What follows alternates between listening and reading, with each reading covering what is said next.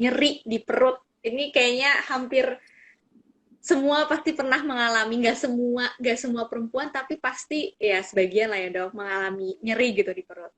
Nah bahkan ada yang sampai nggak bisa beraktivitas nih dok, nggak bisa berdiri, ya kan jalan aja susah. Nah nyerinya itu sebenarnya disebabkan oleh apa sih dok?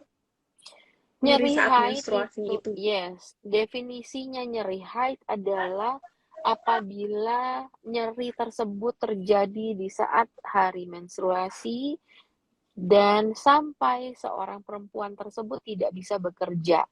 Ya, jadi sampai mengganggu aktivitasnya dia.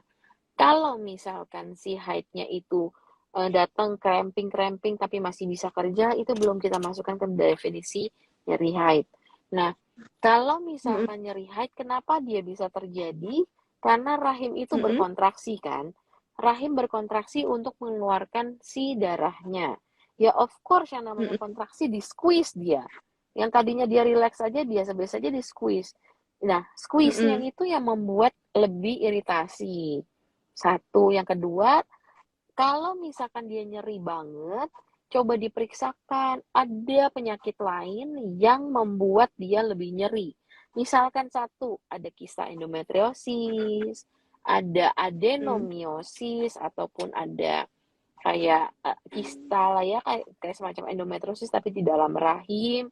Ada hal-hal lain yang membuat dia lebih nyeri gitu.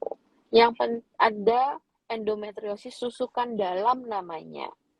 Itu juga bisa Mm-mm. nggak terlihat kista, tapi kok nyeri banget, begitu di USG lebih lanjut, ada kesan endometriosis mungkin, mungkin ya di daerah rektumnya, rektovaginanya, ataupun di daerah sakral uterinanya, di ususnya, gitu. Mm-mm.